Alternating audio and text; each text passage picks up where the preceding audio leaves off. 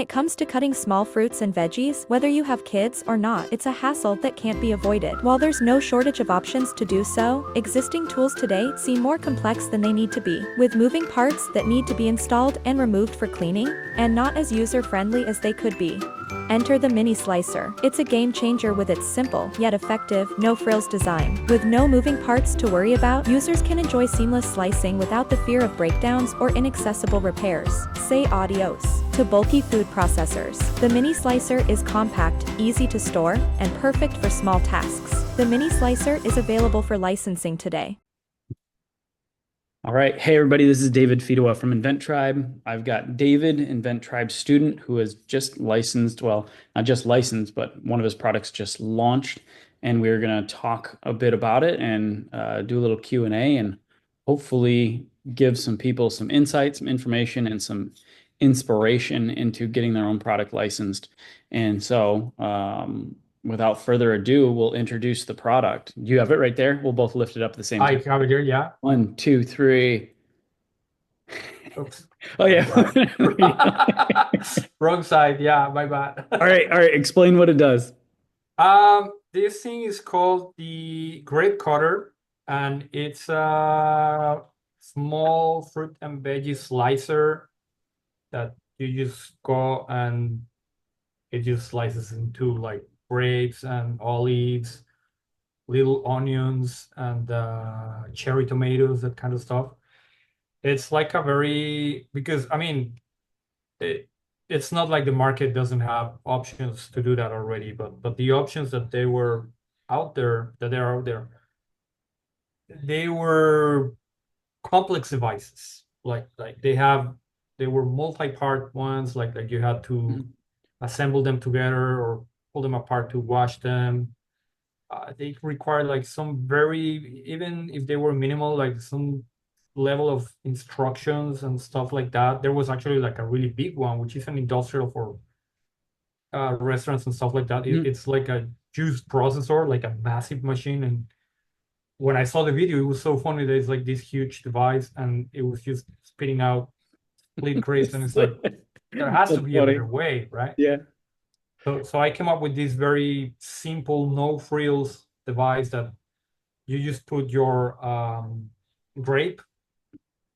You can use either part tray. here, Yeah. and this little, it's the protection cap, but it doubles as it actually, you can see it here. Like it doubles as a fruit holder, and then you just push this down and it will split it in half. And well, let me jump in and tell a little story. Sure. So when I got mine, I have a 7-year-old daughter, and I gave it to her. I didn't even tell her what to do. She just looked at it and went right down on a cherry tomato, right? I mean, so it's literally like self-explanatory. Doesn't even need anything, which that's great. But then when she pulled it up, the cherry tomato was sliced in half, and her face was like, it was like, oh my God, it did it. This happened. Yeah, Yeah. that's cool. It does one thing, but it does it well. Yeah. And that's, I mean, and it's impulse buy, it's quick, it's easy. But I loved her reaction, and it was funny. I got my camera out. I'm like, can you do that again? I wanted to send it to you. Oh man. But yeah, so I didn't get it on camera, but it was very genuine, very like, wow, this is very cool how simple and easy it is to use. Yeah. So It's fast because you can just line up a bunch of grapes or just go whatever. pop, pop, Just pop, go pop, pa, pa, pa, pa, pa, pa, pa, pa. Like you can use it in either two ways. Like you can keep the cap and just line them up, or you can just go like this pa, pa, pa, pa, on a cutting board or plate on a or cutting whatever. board, or yeah, on a cutting mat, whatever.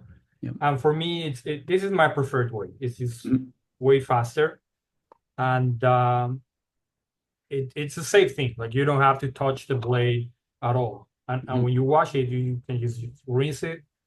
And like you said, it's safe for kids and people. Like I would cut myself every single time if I didn't use the stuff like a thing like this. I thought you were a weekend warrior chef. I am, but I'm very clumsy. So Yeah.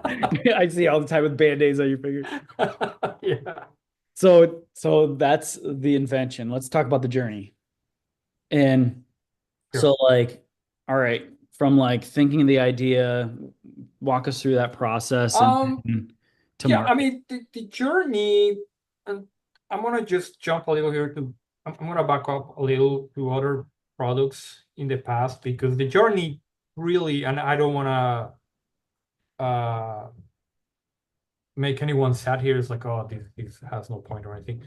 But the journey has been like a 7 year Mhm. journey for me. Well, and Not no, and I appreciate you saying that because that's something that a lot of people they see a testimonial, they see a video of like, here's my product, and they're like, mm, wow, it happened overnight. And not like at it's all. just not the That case. And that's not the case at all. if you don't give people reality, then they get into the journey and then they're disappointed. And so 100%. Yeah. yeah, seven years is a totally like um It it's it it happens that. it happens. Yeah. It wasn't 7 years on this product. No, this one was. I think it was actually less than a year from when we signed the agreement. It was back in. I don't remember if it was May or June last year. Yeah, it was around this time last Around year. this time last year, But then and it then launched. the product launched back in March of this year, Yep. 2025. So yeah, it was like 10 months maybe. It was Mhm. pretty fast actually and all the communication happened fairly fast. They started sending me revised prototypes, and then they sent me renderings of this thing a few months in, and then the product launched, and yeah, it it it's been in the market for a couple months now. Mhm.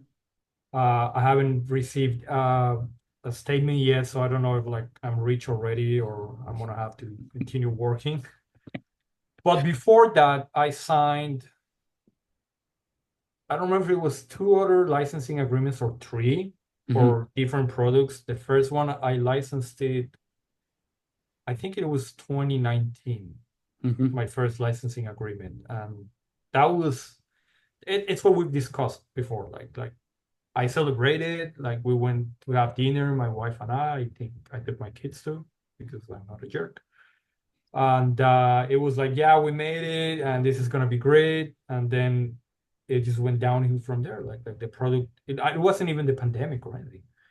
It just the the the licensee took the idea to to his buyers, not his buyers, to his clients, to his actual customers, which were like mail order catalogs and stuff like that. And they said like, no, we're not really interested in this idea.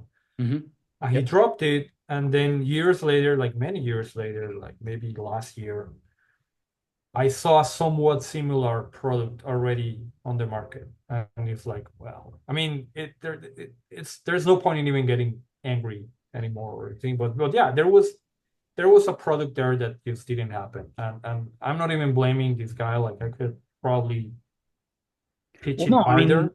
but that's the reality of the situation because It's my what first happens. two products that I licensed never made it. And that happens a lot in the industry is you license Yeah, a product, you think that it I've done does. my part, and then it goes out to market and doesn't actually make it to manufacturing and a royalty statement. And so that's a Yeah. reality. And I don't think it's talked about enough, but at the same time, I think, you and I can go through it. We both have enough examples of products just kind of flopping before they make Oh it. yeah, Uh, yeah. mm, That one's the first one. It's obviously the most crushing one because it's like I said, the one that I you don't know celebrated. that that happens. You don't know that that happens. So Yeah, yeah, and so it's it's like like the super shocking when the company's like, yeah, it's not going to work. And you're like, what do you mean this is not going to work? Like, you're yeah, yeah. blind. And emotionally it's like it's crushing. It's like, dude, I suck. My idea was so bad. Like I don't know what I was thinking. And Mhm. then by the second one, third one is like, oh yeah, I'll just move to the next one. The third one that was dropped, it didn't make it to an agreement actually. But you know which one I'm talking about. It was Oh, yeah, my yeah. my That was with a spoon. really big company. That one was really, really frustrating, even worse than the first one, because the first one I had a signed agreement on paper and everything, but it was with a very small company. It was just one company that showed interest. And this one, the spoon, like I had interest like from 6 different companies, and one of them was huge. And Mhm. when they The dropped it, biggest. like yeah, they told me like, dude, you made it 80% to the goal line. So you made it uh far more ahead than a lot of the people that pitch ideas to us, and we see 1,000 ideas a year or even more. And he told me like, don't feel bad because you're in the right track and you'll get it eventually with us or someone else, and it's better to. He made a comparison between like very small companies. Like he said, like no, these companies they signed a lot of deals, but then you end up making $1,000 a year. And if you sign with us and your product makes it to market, he told me like you're gonna be making serious money. But that didn't happen, and Mhm. that was very frustrating. That happened, and then 2 months after that, another product dropped that they were already starting. Like we didn't have an agreement or anything, but the company was starting to build like blueprints, and they were starting to work on it. Yep. And then one day I just followed up like, hey, so what's going on this one? Do you need anything from me? Because I see that you're already working on it, but we don't have an agreement. So I would just like to formalize things. And they said, no, we decided to put everything on pause for now. We're not going to be developing new products for the foreseeable future. And yeah, well, sorry for wasting your time or whatever. And that was like, "Dude, man, this is just a waste of time. I'm just gonna devote my time to something more productive." And it put me off from inventing for a couple years, I would Hmm. say. Yep. I I I I kept showing up to the Monday webinars, and I We still kept talking about it. we kept talking about it, and I still kept like following others people journeys. And but it was like, dude, I just don't know if I have it in me anymore, and Mhm. I don't enjoy it. Well, so like in my journey to kind of like mirror yours, like I had some of those real serious rejections where it's like we're there and then they kicked it back and I quit for a while. And like, Yeah, people look at me and they say, you're a coach, you've licensed all these products, but like there was times when I was like, I'm done, like because it's frustrating. It really is. it is. Um, but I see everybody in their journey, they go through that at some point. But if they come back, usually if you come back enough, you eventually get your deal. And now, you're already working on trying to get more products back in there. And Yeah, I am, but I have a much more realistic expectation of how yes, these things gonna happen. Like the current product that I'm pitching right now, it's not really working out the way I wanted it. Like people, I always get the same reply, like, dude, this is awesome. It's not for us. Okay, so it's now I understand that it's not that awesome like they claiming it is. yeah. Well, But they're just being nice, right? yeah, they're just Because being they nice. they don't want to be like, David, your product sucks, and see you later, bro. Like Yeah, they want to sugarcoat it, and because there's a couple people in the industry that are very good at sugarcoating it, if you know who yeah, I'm talking about.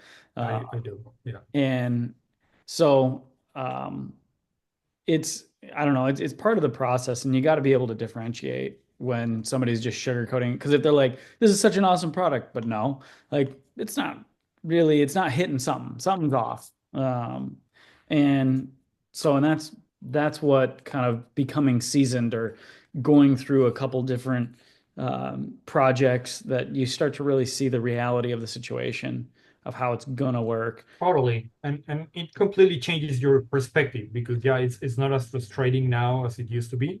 Mhm. It's yeah, you just know it's like, okay, this one, I don't want to use the word hit. This one made it Yeah. to market, and these other 10 won't, Well, and right? that's the part of it is when we're an inventor, all of our products we love and we're excited about them.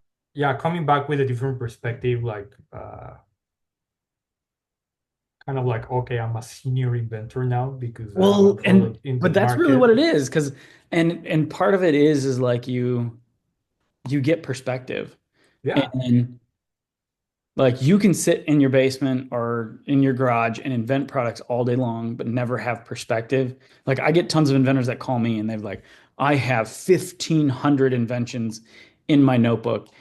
And it's like they tell me that trying to impress me. And it's like, but you haven't pitched one. I'd take an inventor that has one invention that's pitched one and has had that experience, 100%. Yeah. because now you have this perspective like this is how it really works. And it's a completely different game. 100, it's night and day. It's night and day. Mostly because, I mean, and I'll admit it here, when I started 7 years ago, I'd be lying if I didn't. I thought it at least once. It's like, yeah, I'll come up with some invention that will make me a millionaire. And that is 100% possible. Doable. It is. Like there's people that do it. Yeah. Can it happen? Yes. Will it happen with a product like this? No, it will never happen because this is I think it's $8. Like you just buy it like when you're in the Well, in the and not to like break down the math, but like if it's $8, then it sells for $4 and you get perfect 5% on $4 20 and then cents.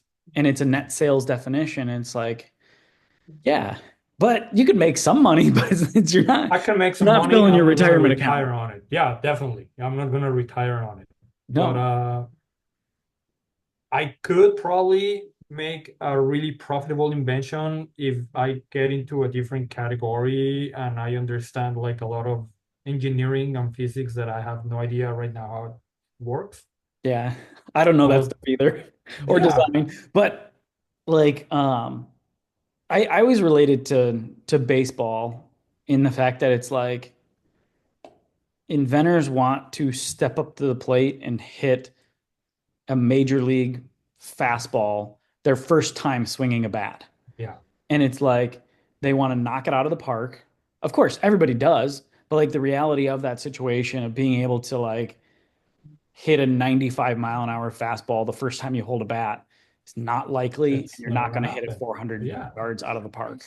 just how it changes your perspective and Oh yeah, yeah. the So baseball like, analogy and all that. oh yeah, yeah, the baseball analogy and hitting the home run on a 90-mile-an-hour fastball. Um, it just, I mean, you get it now, but a lot of inventors, when they're starting out, that's what they think is possible. And it's not that it's not possible, it's just not probable. Mhm. And and that's the part, like I live life and inventing on probabilities, and I look at what is the highest probability of licensing it and what's the highest probability of making good money on it. And then I look at those inventions, not necessarily like what's super innovative. It's more what is profitable. And that's a lot of the times what leads to better deals, because like they saw this and they're like, hey, it's innovative, but it's profitable. And they know that they can make money at it because of simplicity. And so uh, Yeah, it's that's super when the cheap to deal come make together. too. Like Yeah. this thing is not like Like there's just no major engineering. injection molded plastic with a blade in it, like That's it. nothing more. It's probably $5,000 to make it. I don't know. Yeah. So yeah, that definitely helps. Uh, One thing that like it was important to me when I was brainstorming this product, and this one it actually has a funny story. I don't know if it's good or not, but when I started coming up with products years ago, like I told you, I was a lot into cycling back then. So all my products were cycling related. But I didn't realize it back then, but I know it now. I see it now that they were all over engineered, and I mean, with my very basic engineering skills, obviously. But I was adding like functions here and there, and it does this, and it just unfolds like a transformer. And it was like, the thing, it's crazy to manufacture. It's going to be super expensive, and it solves a need that not even myself have. Like I was just really thinking very hard, like what would be a really cool product? Oh, it would be this water bottle that has two openings and does this. And it's like no one needs that, honestly. Hmm. So gradually I started thinking of products like, hey, so what's the simplest tool that would make this task that I'm doing right now easier, faster, cheaper, more enjoyable, whatever. But the main focus was like simple. I always put your first your pitcher, your beer pitcher, Hmm. and then the I always take two three products as an example. One was your pitcher, the other one was your, I keep calling it a chiller And puck, which yep. yeah, I know that's not the name, but I call No, it it's still chiller the puck. chiller puck in my mind. Yeah. And then the other one was the this guy that was installing carpet, Oh yeah, yeah. that he came up with this super weird device for installed carpeting, and he pitched it like to three companies, and two of them got back to him, and he's like, he was in the right time at the right place at the right Well, I time. mean, his story was You super know. cool. No, I know. He But grew up installing carpet and then yeah, became a product engineer and designed something that he needed when he was it install. It was was like, yeah, it was bound to happen. yeah, It had to. His whole existence was made for that, to make that product. yeah. But it's like a really uh big lesson in inventing. It's like, dude, you need to come up with something that will really solve a problem for someone else, Hmm. instead of just thinking of aloof products here and there, which it's what I was doing for a long time. Hmm. And this one in particular, I was actually I had a handle from a different product that I was pitching years ago, and Oh because I'm a yeah. hoarder and I never throw anything away, I just have it here on my desk one time. And it was a brittle version of it. I printed it using PLA, which is a very brittle plastic. It had no supports on it, so it just broke in two.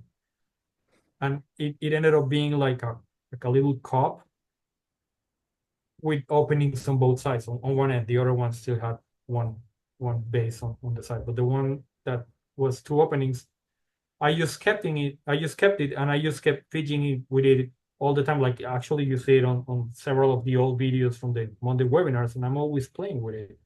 And it was on one of those webinars that I was just like this, blah blah blah blah blah. And it just happened. It's like, oh, this could be a cutting device if I just put a blade in here. Hmm. And Cool. the following day, I tried using that one, but it was just too fragile and it just broke. So I went and designed a little one on using a CAD program, 3D printed it, grabbed a razor blade, Yep. like, and I just glued it to it, and that was it. I just made my video and I started pitching it, and these guys came back and said like, "Hey, yeah, we want to license this." And How long was that from we want to license it to the actual deal? Do you remember? um, it was probably less than a month.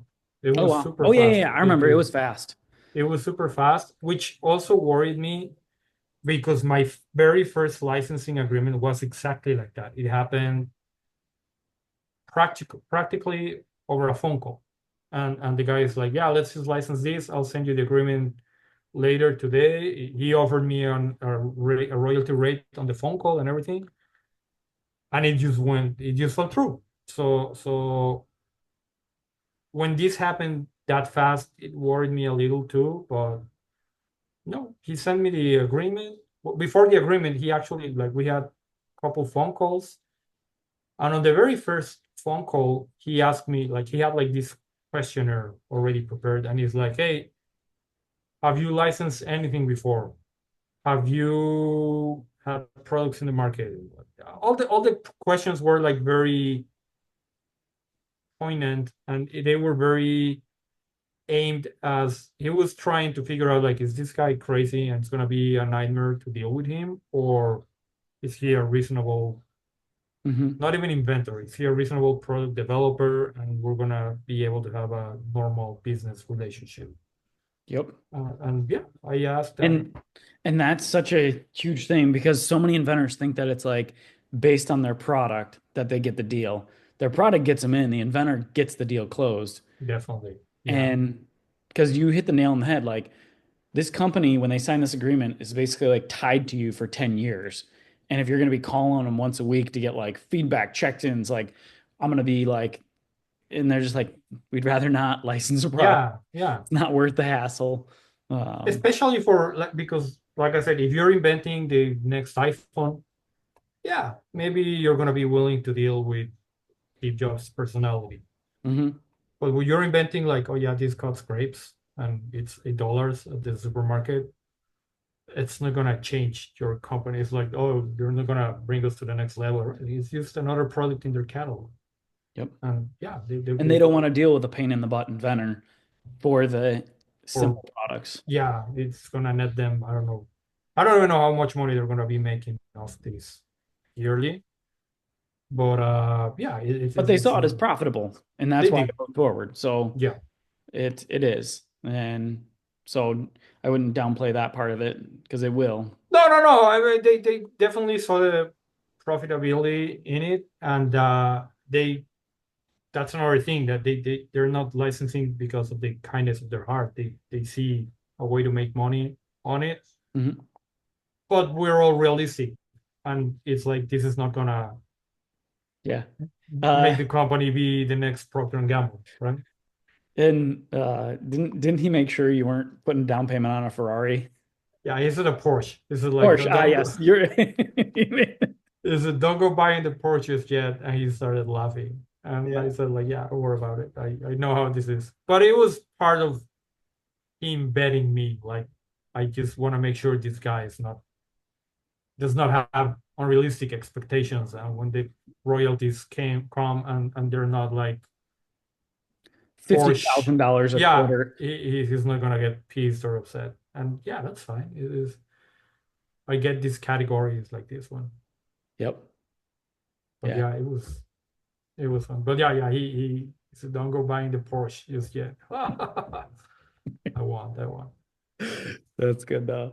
It's fun though. It sounds like you built a good relationship with We him. did, yeah. Too bad he left the company, and I haven't talked to him in a while after he left. But yeah, we Find out built if he a. went to another company so you can start pitching with them. I've looked him up on LinkedIn, but I haven't been able to find him just yet. Okay. But yeah, I wanna license the next product to him. He believed in this one. Yeah. But yeah, we built, and I think that was actually very important that we were able to build a good rapport, and we like the very first time when I called him, and because we had this first call scheduled to discuss the product, and he said like, no, I'll call you. Okay. And I was super nervous, like, oh, he's gonna call me, and this is if this goes right, this is the first product that I licensed that actually makes it to market. So I was like, I was probably even wearing a shirt that day. I don't remember, but it happened over the phone. It wasn't a Zoom call or anything. And then like we had the call at noon, and it was 12:03, 12:05, and he didn't call me, and I was like super nervous. It was like he probably forgot. So I emailed him like around 12:10, 12:15. It's like, hey Todd, I'm here waiting for the call. Like, would you prefer me call you? And he replied immediately, it's like, I called you, and it went straight to voicemail. I almost had a heart attack, man. It's like this stupid phone is gonna cost me my deal. And he's like, no, I'll call you right now. And I called him, and he said like, hey, it was so weird that yeah, I called you twice and it didn't even Good thing ring you once. emailed. Yeah, no, it was, but I was nervous. Like it's like, okay, if he doesn't call you the next 30 seconds, I'm just gonna send an email because I was 100% expecting his call. We had agreed a few days before, Mhm. and when I called him, I thought he was gonna be upset. Like, dude, you just left me hanging there. You stood me up. And no, he was like, he said like, no, I called you twice, and it just sent me straight to voicemail. It didn't even ring once. And I was like so apologetic, like, oh, I'm so sorry, dude. I don't know what happened. I'm gonna check with my cell phone company. He's like, dude, don't sweat it. Let's just talk about this thing now. Good. And yeah, we started talking. We found out that we have several things in common. We talked like for 40 minutes, almost an hour, completely unrelated to the product. Like he made that question list that I told you, like he was vetting me. And Mhm. after we moved past that, yeah, we talked a little about it. he started getting excited. He said like, yeah, this is great because it protects little kids, but it's also fast and it's easy to wash and blah blah blah. He had like a lot of points that they were positive for him. And he immediately thought, like, actually, no, he didn't say that immediately because I had to send him a prototype first. Like the major change they made it wider. Mm-hmm. My prototype was much, A bit much thinner, yeah. narrower. Yeah. And then we just switched the conversation and started talking about motorcycles and snowmobile. Yeah, I swear, whatever we talk, you're like, yeah, a potential licensee likes Harleys. So we talked about that for like an hour. And I'm just Yeah, it's like the last three deals you've done, it's been like a conversation around. I'm like, man, great I gotta get one of these yeah, conversation starters.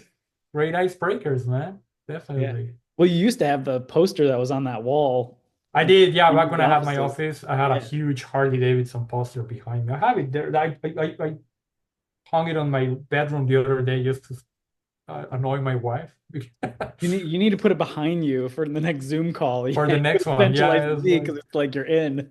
yeah, you're right because it was the same with Warren. He Yeah. like he saw it and he was like, "Hey, do you write? I do. Do you? Yeah, yeah." And he started talking like, "Yeah, we went on a He does yeah, like international trips. yeah, yeah, yeah." He's like a hardcore writer, and I think he has a BMW. I don't think he has a Harley Davidson. Yep. The licensee for this product, he has a Harley Davidson, same Oh, as I cool. do. So it was even a tighter bond, if we can call it that. Yeah, But that's yeah, cool. I'm gonna But start. like, so and tell me if you felt this way because in the beginning of my career, I thought that licensing deals were all based on the product. And so I wasn't necessarily concerned about building that personal relationship until my deals started coming together. Then I realized it was more about the relationship Um, in a way. I think I didn't think. No, you're right. I didn't. I thought the licensing agreement was about the product, and it was like you really have to have this breakthrough idea. But I knew that the personal relationship would play a role at some point. Not because it's like, oh yeah, that's logic or whatever. No, because you know that I do video post production, and I've been doing that by myself for a long time. Like I'm a freelancer. I don't work. I don't have a full time job, and there's like a lot of similarities between product licensing and finding the next gig in this industry. Is like I reach out to companies and I tell them like, hey, so my name's David, I do video animation and video editing and so on. So and I show a portfolio which would be the equivalent of my product, and they see it and they say like, okay, yeah, he can do the work, but do we want to work with him? Is this guy a Is prima he gonna be? donna, Yeah. or yeah, or he's responsible, he's a dependable person, will he leave us hanging in the middle of the project? And they risk it the first time, obviously. It's like, okay, let's work with him, and we have that very first project, and if it goes well, not all of them do, and I've had projects that we just decide like, hey, you know what, I don't want to work with you anymore, and they don't want to work with me anymore. Sometimes it's like a unilateral decision, Hmm. like, and but sometimes, and thankfully most of the times, it's like, yeah, this guy is reasonable. Like it's the same thing. It's like they Same. ask for Yeah. stuff, I answer like, yeah, that's 100% doable. That one's gonna be a little trickier, but let's just do it because I want to keep working with them. Hmm. And it's the same with product licensing. It's like even if they ask for something that probably is not the best for, like, for example, I asked for an increase on my royalty. The first time I did, they said yes, and then the deal fell through, so we didn't make it to that. But I asked this company for an increase on my royalty at the very first on the very first call. Hmm. No, it wasn't the first call. It was after I had received the agreement for me Yep. to sign. And he said, no, I can give you that. No, actually, he said, I'm gonna ask my boss to see if it's doable, and I'll get back to you. And then he came back and he said, like, we can't because this is such a low cost product and we have such a low margin that just one extra point is Mathematically didn't gonna make kill our. sense. Yeah, it just doesn't make sense for us. And I said, fine, I understand, no worries about it. And I also asked like, okay, how about an upfront payment? And I think I even asked, I went straight to upfront payment as an advance on royalties. Like I didn't leave the You didn't go for full for payment. free money. Yeah, I didn't go for like they just give me money because I want it. You want jet And ski money? yeah, no. It was like let's treat it as an advance on royalties. And he immediately shut that down. Like he didn't even have to go to his boss. He said, like, no, we cannot do that. And he told me, like, again, this is a very low cost product. Uh, Yep. if I give you money and then the product flops, we're gonna be in the red badly. Yep. And I said, like, okay, let's just do $500. And he said, like, not even that. And I just leveled with him and I told him because that's something that happened before. Like I signed agreements and they didn't go anywhere. So I told him, like, dude, I really don't care about your money. It's fine. Like you said, it's like it's very little money. It's not gonna make a difference for me. I want you to see that you're putting some skin on the game. Like I in the game. I Well, so can we back up a second sure. and kind of fill in everybody that's watching? Because so like I had deals where it's like you'd sign the deal, no money exchanged. The company doesn't have any skin in the game, so then they go out and pitch to companies. They do all these things, but then if it falls apart, they're not out anything. Yeah, they And don't lose so, anything at all other than time. yeah, all these smaller to mid-sized companies, they would sign licensing agreements. Inventors' hopes would be really high, the deals together, da da da, and then it would fall through, and they don't have any skin in the game, so they just move on. And so that was a strategy that I started using, and also obviously David's using to get a very, very small upfront payment, even $500, to get them committed to the project. And so that's the like impetus or the reason why and the strategy of this conversation. So then where did it go from there? You're just going to tell him that you're like in the I told past. him, like, dude, I've been born before. Like I because it's not only what you just said that happens. Like there are also other even worse actors in the industry that they sign the deal fully knowing that they have no intention to bring it to market ever. It's just that we're signing this just so this product never makes it to market because it would hurt this other product that we're already selling. Mhm. And they just block you. It's like, oh yeah, we'll sign an agreement with you, but the agreement has no No teeth, no no teeth, payout. no payout of any kind. Mhm. And the guy, the inventor just ends up with a signed agreement, but it will never come to anything. These guys weren't like that at all, obviously. But I told him, like, hey, the reason why I'm asking you to for an upfront payment is just so you can have some skin in the game because I've been born before. Like some companies they just sign, and when it turns out that it's not feasible or it's not convenient for them to launch my product at that time, they just drop it, and I just lost a year of me being potentially being able to license this product to someone else, and you on the other side just didn't lose anything. It was like a couple emails here and there. What did he say to that? He said, like, I 100% understand you, and he said, like I said, we cannot give you money on this deal upfront because it's too low Small. profit, it's too small.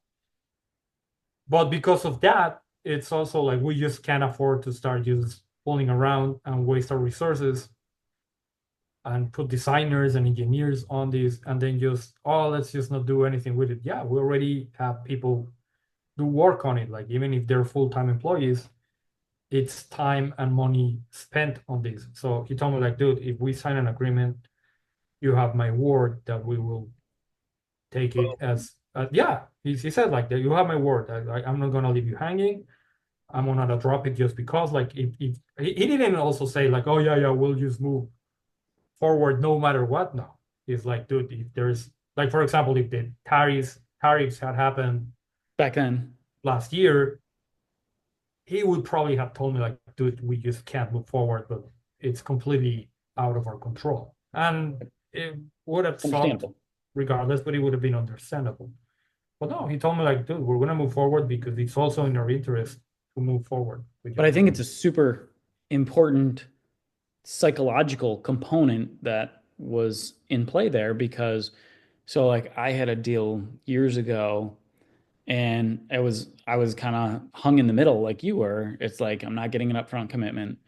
But then I went through that same story with my potential licensee of like been burned before, like this is how it plays out. And they're like, no, this is not the game we're playing. I promise. I make that commitment to you.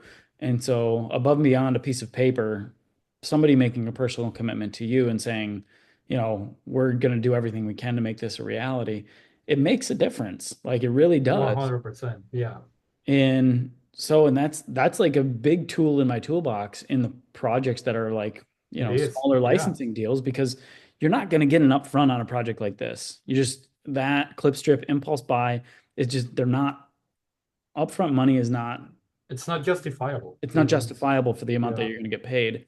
And so you have to get some other type of commitment from them. And basically the biggest one you can get is a verbal commitment that we Yeah. will launch this. And But it helps you like for example, if you ask me something and I tell you, no, David, I'll promise you that I will follow through and I'm giving you my word. And 98% of the people is like that. Like if they're giving you their word, it's like, dude, my word is my bond. And my word is bigger than the piece of paper we're writing. exactly. It's like I'm gonna follow through just because I told you that I will. Like Yep.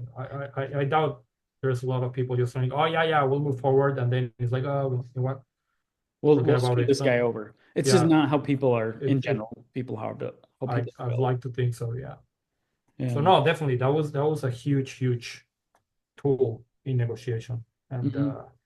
it definitely I think it helped assuage my worries, but I think it also helped this company or this person that I was dealing with realize like, oh, this guy knows what he's talking about. Like he's not just He's playing the inventor game. He's he's been serious. in this rodeo before. Yeah, It's not like you're uh yeah, exactly. So it definitely helps. mhm. But yeah, man. I mean, long story short, that was it. It's been out for a couple of months, and I guess I I'll got find mine. out. Yeah, thank you. So at least that's 40 cents coming my way. Boom. Well, and No, we'll obviously we'll put the link below the video here for everybody so they can order theirs. Um and yeah, so for sure. So yeah, let's spread the word because it is a cool product. It's simple, it's helpful, um, especially if you like. We do a lot of salads in our house, um, and I have um, my kids started knife work when they were like 3, and so like this is makes it This like is faster, right? Because they're still this, slow, but this uh, is gonna save you a ton of trips to the ER. yeah. Well, they start with plastic knives, so That's good. yeah. And definitely, I mean, I wanted to say this, it would have not happened without your help and guidance throughout the process. So thank you, thank you so much Of for course. because yeah, that it is still happened because of you, man. No, of course. 100%. And I obviously I love what I do and I love helping people getting through this journey. But also I know you've kind of talked about it on other meetings that it's part of the whole tribe, right? It's the weekly meetings and everybody Yeah, and kind of seeing the group and and yeah, no, even last night, like they were making suggestions, and well it's a nice group that we all try to help each other. it's the well like um, was it last night that we were Walt and Tom, they're both going through like calling companies and getting no response, right? And it's just being in a group that's everybody else is going through the same thing, so you don't feel like you're alone Yeah, in that journey. And I think that really helps a lot and it because sucks. Calling companies is, it does. No, but no joke about it. It sucks, and following up is worse. And yeah, um, so, but that's the yellow brick road to the deal. So we got to do it. And so, you gotta put in the work, man. Yeah. No, I appreciate you coming on and Of course, doing thank this you. video with me so that we can kind of show other people the way and see how it works and hopefully we can help them out and get people getting their own products on the shelf.